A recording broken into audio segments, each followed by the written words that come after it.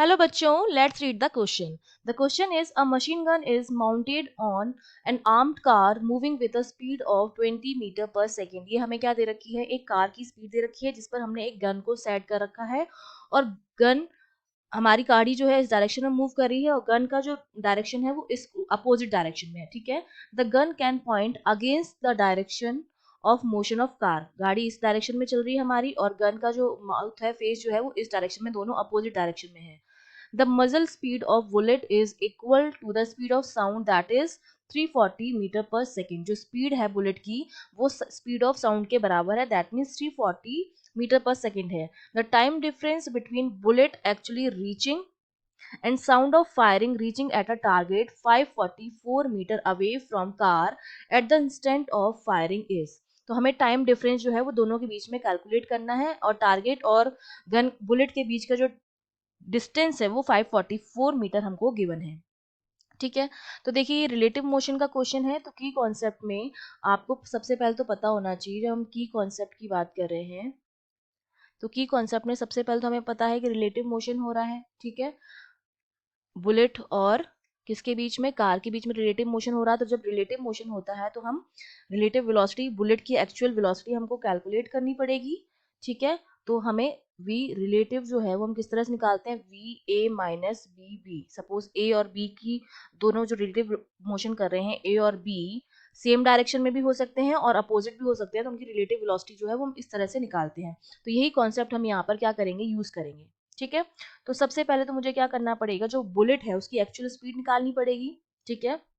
क्योंकि ये जो बुलेट है, जो गन है जिससे बुलेट फायर हो रही है वो इस कार के ऊपर है, कार भी मूव कर रही है और उसकी जो स्पीड है वो भी मूव कर रही है. तो बुलेट की जो स्पीड हो जाएगी, एक्चुअल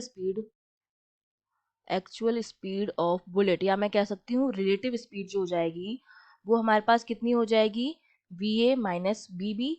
तो इसकी एक्चुअल स्पीड क्या थी, 340, और इसकी अपोजिट डायरेक्शन में कार जा रही है तो इतनी स्पीड इसमें से माइनस हो जाएगी, -20. ये मेरे पास क्या आ गया, 320 मीटर पर सेकेंड. ये जो है वो एक्चुअल बुलेट की स्पीड है. ठीक है. ये हमारे पास आ गई है. डिस्टेंस कितनी है बुलेट और टारगेट के बीच में, वो हमें दे रखी है 544 मीटर. डिस्टेंस जो है बुलेट और टारगेट के बीच में वो 544 मीटर है. तो अब मुझे क्या निकालना पड़ेगा, टाइम अगर निकालना पड़ेगा तो टाइम मेरा क्या होता है, velocity, distance upon velocity. Time जो होता है वो क्या होता है, डिस्टेंस अपॉन वेलोसिटी. ठीक है. Distance upon velocity. तो मैं ये जो टाइम है वो बुलेट के लिए भी निकालूंगी कि बुलेट किस टाइम पर पहुंचती है और साउंड किस टाइम पर पहुंचता है, दोनों के लिए टाइम निकालूंगी. तो जब बुलेट के लिए निकाल रही हूँ तो उसके लिए टी बी लिख देती हूँ. डिस्टेंस तो दोनों के लिए सेम है, 544 अपॉन, क्योंकि टारगेट इतना ही दूर है तो अपॉन स्पीड कितनी इसकी निकाली थी, 320 बुलेट की. ये सेकंड आ गया, इतना सेकंड. सिमिलरली मैं किसके लिए निकालूंगी, मैं निकालूंगी साउंड के लिए. तो साउंड के लिए कितना हो जाएगा, डिस्टेंस तो सेम रहेगी और इसकी स्पीड कितनी है, 340 है साउंड की, जो गिवन है क्वेश्चन में, इतना सेकंड आ जाएगा. अब मुझे टाइम का डिफरेंस निकालना है, डेल्टा टी निकालना है. तो डेल्टा टी के लिए मुझे क्या करना पड़ेगा, अब देखिए कौन सी वैल्यू ज्यादा है. टीवी की जो वैल्यू है वो टीएस से क्या है, ज्यादा आ रही है, क्योंकि इसको हम कम से डिवाइड कर रहे हैं, 320 से डिवाइड करें तो ये जो वैल्यू आएगी टीवी की वो टीएस से क्या आएगी, ज्यादा आएगी. मैं माइनस क्या करूंगी, टीवी माइनस टीएस करूंगी. तो डेल्टा टी जो मेरा आ जाएगा, कितना हो जाएगा, 544 अपॉन 320 माइनस 544 अपॉन 340. इसको जब हम सॉल्व करेंगे तो डेल्टा टी जो मेरा आता है वो आता है 0.1 सेकेंड. तो टाइम डिफरेंस कितना आ गया बुलेट और साउंड के पहुंचने में टारगेट तक, 0.1 सेकेंड का. That means B option is correct.